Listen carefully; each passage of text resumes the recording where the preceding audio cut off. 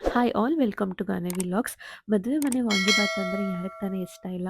ಅದನ್ನು ಸಿಂಪಲ್ಲಾಗಿ ಈಸಿಯಾಗಿ ಕ್ವಿಕ್ಕಾಗಿ ಮನೆಯಲ್ಲೇ ಹೇಗೆ ಮಾಡ್ಕೊಳ್ಳೋದು ನೋಡೋಣ. ಇದು ಸೇಮ್ ಮದುವೆ ಮನೆ ವಾಂಗಿಬಾತ್ ಥರನೇ ಇರುತ್ತೆ. ವಾಂಗಿಬಾತ್ನ 2 ಟೈಪ್ಸ್ ಮಾಡ್ಬೋದು. ಒಂದು ಗೊಜ್ಜನ್ನ ಮಾಡಿಕೊಂಡು ಅದನ್ನು ರೈಸಿಗೆ ಕಲ್ಸ್ಕೊಂಡು ತಿನ್ಬೋದು. ಇನ್ನೊಂದು ಕುಕ್ಕರಲ್ಲೂ ಸಹ ಮಾಡ್ಬೋದು. ಇಲ್ಲಿ ನಾನು ಮಾಡ್ತಿರೋದು ಕುಕ್ಕರಲ್ಲಿ.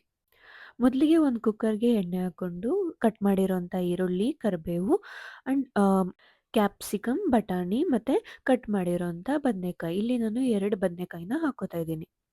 ಇದಾದಮೇಲೆ ಕಟ್ ಮಾಡಿರೋಂಥ 2 ಟೊಮೆಟೊ ಮತ್ತು ರುಚಿಗೆ ತಕ್ಕಷ್ಟು ಉಪ್ಪು. ಇಷ್ಟನ್ನು ಹಾಕ್ಕೊಂಡು ಒಂದು 2 ಮಿನಿಟ್ಸ್ ಬೇಯಿಸ್ಕೋಬೇಕು. ಇದಾದಮೇಲೆ 2 ಟೇಬಲ್ ಸ್ಪೂನಷ್ಟು ವಾಂಗಿಬಾತ್ ಪೌಡರ್. ಇಲ್ಲಿ ನಾನು ಪೌಡರ್‌ನ ಹಾಕೋತಾ ಇರೋದು ಮನೇಲೇ ಪ್ರಿಪೇರ್ ಮಾಡಿರೋಂತಹ ಪೌಡರ್. ನಿಮಗೂ ಈ ಪೌಡರ್ ರೆಸಿಪಿ ಬೇಕು ಅಂತಂದರೆ ಕಮೆಂಟ್ಸ್ ಮಾಡಿ. ಪೌಡರ್‌ನ ಹಾಕ್ಕೊಂಡು ಒಂದು 2 ಮಿನಿಟ್ಸ್ ಬೇಯಿಸ್ಕೋಬೇಕು. ಇದಾದಮೇಲೆ ಸ್ವಲ್ಪ ಬೆಲ್ಲ ಮತ್ತು ಹುಣಸೆ ಹಣ್ಣಿನ ಹುಳಿ ಇಷ್ಟನ್ನು ಹಾಕ್ಕೊಂಡು ಒಂದು 2 ಮಿನಿಟ್ಸ್ ಬೇಯಿಸ್ಕೊಂಡ್ರೆ ಆಯಿತು. ಇದು ಗೊಜ್ಜು ರೆಡಿಯಾಗೋಗುತ್ತೆ. ಈ ಗೊಜ್ಜನ್ನ ನಾವು 3-4 ಡೇಸ್ ಸ್ಟೋರ್ ಮಾಡ್ಕೋಬೋದು. ನಮಗೆ ಬೇಕು ಅಂದಾಗೆಲ್ಲ ರೈಸ್‌ಗೆ ಮಿಕ್ಸ್ ಮಾಡಿಕೊಂಡು ವಾಂಗಿಬಾತ್ ಥರ ತಿನ್ಬೋದು. ನೀವು ಆಲ್ರೆಡಿ ರೈಸ್ ಮಾಡ್ಕೊಂಡಿದ್ರೆ ಈ ಗೊಜ್ಜನ್ನ ಕಲಸ್ಕೊಂಡು ತಿಂದರೆ ವಾಂಗಿಬಾತ್ ರೆಡಿ ಆಗುತ್ತೆ. ಆದರೆ ಇಲ್ಲಿ ನಾನು ಈ ಗೊಜ್ಜಿಗೆನೆ ನೆನೆಸಿಟ್ಟಿರೋಂಥ ಅಕ್ಕಿನ ಹಾಕ್ತಾ ಇದ್ದೀನಿ.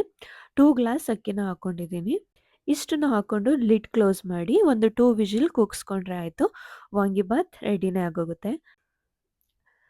ನೋಡಿ ರೆಡಿಯಾಗಿದೆ. ಎಷ್ಟು ಹರಳಾಗಿ ಉದುರಾಗಿದೆ ಅಕ್ಕಿ. ಈ ಥರ ಮಾಡೋದ್ರಿಂದ ಇದು ಟೇಸ್ಟ್ ಅಂತೂ ಸೇಮ್ ಮದುವೆ ಮನೆಯಲ್ಲಿ ಮಾಡ್ತಾರಲ್ಲ ಸೇಮ್ ಅದೇ ಥರ ಟೇಸ್ಟ್ ಇರುತ್ತೆ.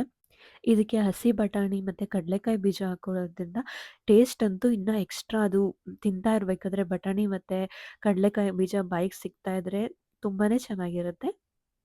ನೀವು ಮಾರ್ನಿಂಗ್ ಬ್ರೇಕ್‌ಫಾಸ್ಟ್ ಕ್ವಿಕ್ಕಾಗಿ 5 ಮಿನಿಟ್ಸಲ್ಲೇ ಮಾಡಬೇಕು ಅಂತಂದರೆ ಇದನ್ನು ಟ್ರೈ ಮಾಡಿ. ಏಕೆಂದರೆ ಇದಕ್ಕೆ ಯಾವುದೇ ವೆಜಿಟೇಬಲ್ಸ್ ನಾವು ಕಟ್ ಮಾಡಿ ಹಾಕದೇ ಇರೋದ್ರಿಂದ ಬೇಗನೆ ಕ್ವಿಕ್ಕಾಗಿ ಟೇಸ್ಟಿಯಾಗಿ ರೆಡಿಯಾಗಿರುತ್ತೆ.